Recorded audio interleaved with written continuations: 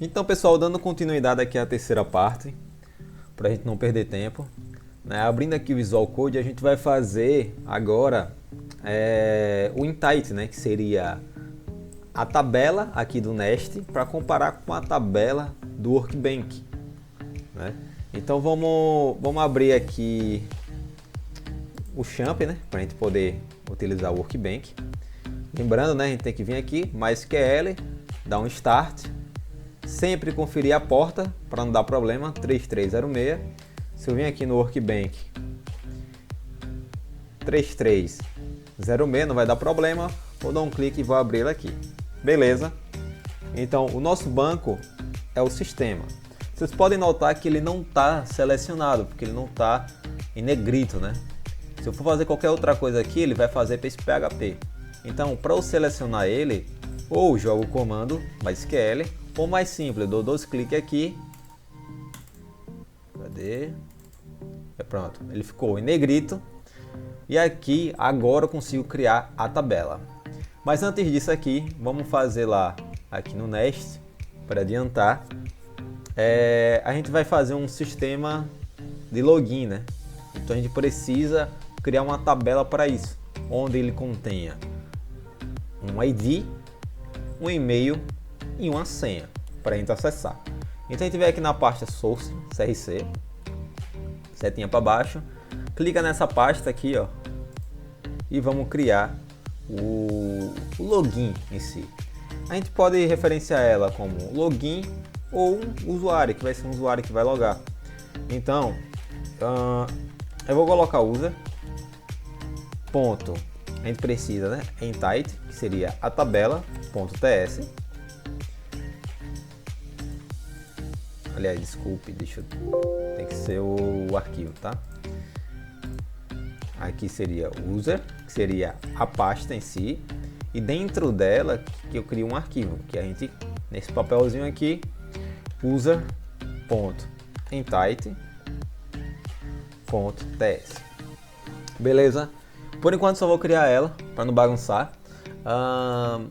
E aqui eu tenho que importar a entidade. Então, eu importo, né, import entity, ele já aparece aqui, certo? Entity. Caso ele não apareça, vocês vão ter que reinstalar o TypeRM aqui embaixo, tá?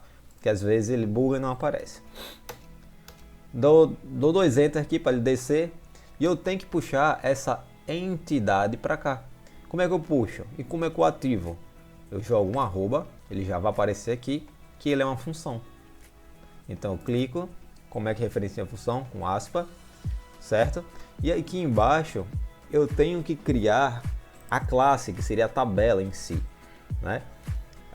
Mas para isso eu tenho que iniciar ela exportando, porque a gente vai precisar exportar ela também. Então, para facilitar, export, preciso exportar ela e eu vou criar essa classe. Então, a classe é a tabela. Qual o nome da minha tabela? Vai ser o nome user, de usuário, né? Abro em chaves e aqui eu preciso passar 3 parâmetros. Primeiro, a tabela tem que ter um ID, né? Que é obrigatório, porque a gente tem que referenciar ela, que é um número único, né? É como se fosse um CPF. Então a gente joga mais um arroba, certo?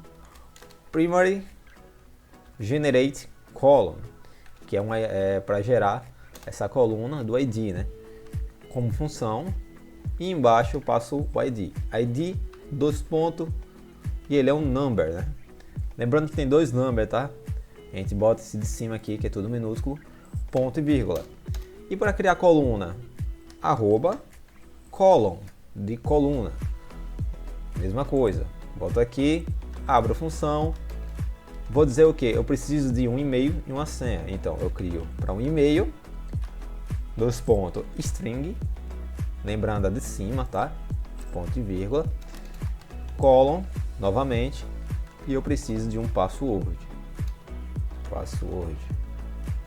Beleza, 2 pontos, e aqui também uma string, ponto e vírgula.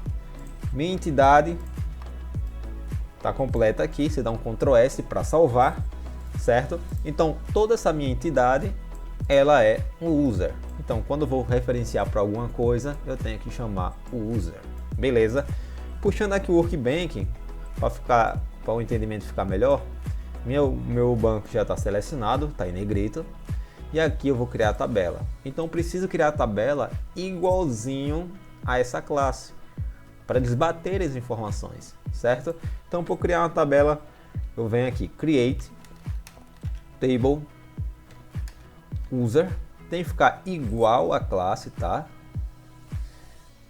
Abro parênteses, que seria como se fosse uma função, e aqui eu vou passar os parâmetros.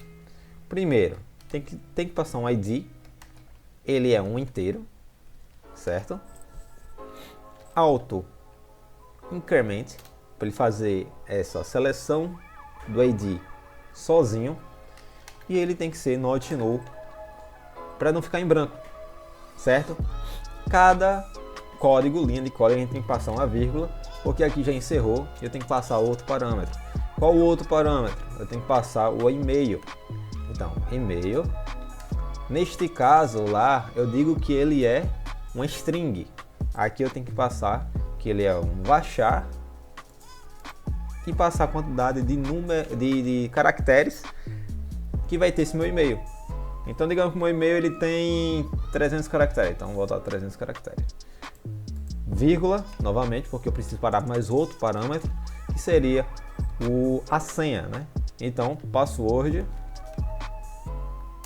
varchar, e eu quero que meu password no máximo tenha 50 caracteres. Beleza, passo a vírgula novamente, porque eu vou finalizar passando a primary key, que é essa primeira parte aqui do ID. Aqui a gente meio que configura ele, e aqui a gente tem que passar ele definitivamente, né, dentro de uma função, dizendo que ele é a primeira key é um ID. Beleza? Ó, pode ver, não tem nenhum erro. Seleciona, clica no raizinho, ele vai criar aqui, ó, Create Table User, criado, verdezinho, e aqui eu dou um refresh para atualizar. Quando eu venho aqui, meu user está completo. Para eu poder acessar essa tabela, ou venho aqui e clico nessa tabela, beleza? Ou select from system.user, ou select from user direto, ele já vem para cá. Então temos um ID, e-mail, password, ID, e-mail e password. Então em entidade basicamente é isso aqui. É a gente criar as colunas, criar a própria entidade em si completa, bater com o banco para depois a gente utilizar, né, e importar lá para o type ORM módulo, que é isso aqui, ó. A gente joga ele aqui depois, beleza? Que é o for feature, passa o usuário que acabou de ser criado. Pode ver que ele já até apareceu. Se eu jogar aqui, ele vai ser importado para cá, puxado a entidade e não tem erro mais de acontecer, certo? Mas aí é uma futura configuração. Vamos para a parte 4 e vamos embora.